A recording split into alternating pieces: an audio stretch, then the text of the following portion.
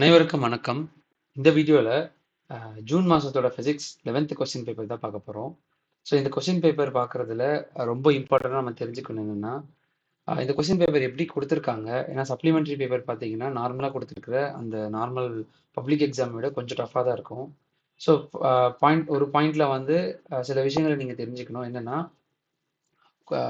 Problems வந்து எந்த மாதிரி கேட்டிருக்காங்க, கம்பல்சரி எப்படி கொடுத்துருக்காங்க, அண்ட் 1 மார்க்ஸ் எல்லாமே எத்தனை புக் பேக்லேருந்து கேட்டிருக்காங்க அப்படின்றத தெரிஞ்சுக்கணும். ஸோ அந்த வகையில் இந்த கொஸ்டின் பேப்பரில் பார்த்தீங்கன்னா புக் பேக்கில் இருந்து 12 கொஸ்டின்ஸ் வந்து புக் பேக்கில் கேட்டிருக்காங்க. ஸோ நார்மலாகவே 15 கொஸ்டின்ஸுக்கு வந்து நார்மலாகவே 15 கொஸ்டின்ஸ்ல இருந்து நமக்கு 12 கொஸ்டின்ஸ் வந்து புக் பேக்ல இருந்து கேட்பாங்க. ஸோ நீங்கள் புக் பேக்ல இருந்து நல்லா படித்தாலே போதும், 12 கொஸ்டின்ஸ்லேருந்து 13 கொஸ்டின்ஸ் வரைக்கும் எழுதிடலாம். ஸோ இதை வச்சே நீங்கள் வந்து ஈஸியாக பாஸ் ஆகிறதுக்கான ஒரு மெத்தட்ஸ் இருக்குது. ஏன்னா பாஸ் ஆகணும் அப்படின்னா 1 மார்க்கு 2 5 மார்க், ஒரு 2 2 மார்க், 2 3 மார்க் எழுதினீங்கனாலே உங்களால் ஈஸியாக அதிகமாக மார்க்ஸை செக்யூர் பண்ணிட முடியும். ஏன்னா 70க்கு எழுதுகிற மார்க் ஈஸியாக உங்களால் செக்யூர் பண்ணிட முடியும். ஸோ மற்றது இந்த 2 மார்க் இதெல்லாமே பார்க்குறதுக்கு முன்னாடி இந்த 1 மார்க் வந்து நான் எல்லாமே ஆன்சர் கீ கொடுத்துருக்கேன். அதை நீங்கள் ஓப்பன் பண்ணி பாருங்கள். ஸோ அதோட பிடிஎஃப் வந்து நான் டிஸ்கிரிப்ஷன்லேயும் கொடுத்துருக்கேன், நீங்கள் டவுன்லோட் பண்ணி பாருங்கள். அண்டு நம்ம வாட்ஸ்அப் சேனலில் ஜாயின் பண்ணோன்னா அது லிங்க்குமே நான் கொடுத்துருக்கேன். ஜாயின் பண்ணாதவங்க வாட்ஸ்அப் சேனலில் ஜாயின் பண்ணிக்கோங்க. ஸோ இந்த 2 மார்க் பார்த்தீங்கன்னா என்னென்ன கொஸ்டின்ஸ் கேட்டிருக்காங்க, என்ன சாப்டர் வைஸாக கேட்டிருக்காங்க அப்படின்றத பாருங்கள். ஏன்னா நீங்கள் ஒரு வால்யூம் அட்லீஸ்ட் படித்தாலுமே உங்களால் கிட்டத்தட்ட ஒரு 4 2 மார்க்ஸ் வந்து அட்டன் பண்ணிட முடியும், இன்க்ளூடிங் ப்ராப்ளம்ஸு. ஸோ 4லேருந்து 5 2 மார்க்ஸ் வந்து அட்டன் பண்ணிட முடியும். சில ஒன் ஆர் 2 லெசன்ஸ் வந்து செகண்ட் வால்யூம்லேருந்து படித்தாலுமே உங்களுக்கு பேலன்ஸ் இருக்கிற கொஸ்டின்ஸ் அட்டன் பண்ணிட முடியும். ஸோ இதெல்லாம் கொடுத்துருக்காங்கன்னு பாருங்கள். Principle of homogeneity of dimensions கொடுத்துருக்காங்க. அண்ட் இந்த ப்ராப்ளம் பாருங்கள், இதுவுமே ரொம்ப ஈஸி தான்.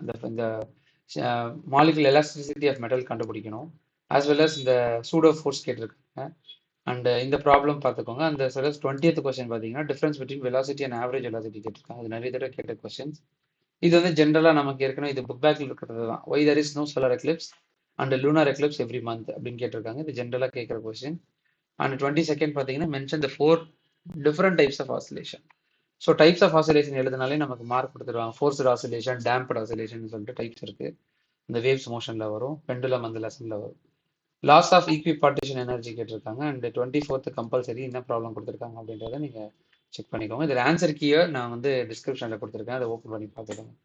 அண்ட் 3 மார்க்லையும் பார்த்தீங்கன்னா ட்ரையாங்குலேஷன் மெத்தட் கேட்டிருக்காங்க. So triangulation method, vector addition method இதெல்லாமே வந்து கண்டிப்பாக கேட்பாங்க. மோலார் ஸ்பெசிஃபிக் ஹீட் கெப்பாசிட்டி இதுவுமே நிறைய தடவை கேட்டது. ஸோ இந்த ஓவராலாக இருக்கிற கொஸ்டின் பேப்பர் வந்து எனக்கு ஆவரேஜ் கொஸ்டின் பேப்பர் மாதிரி தான் இருக்குது. ஸோ இதை வந்து ஃபுல்லாக ஓவர்வியூ பண்ணி பாருங்கள்.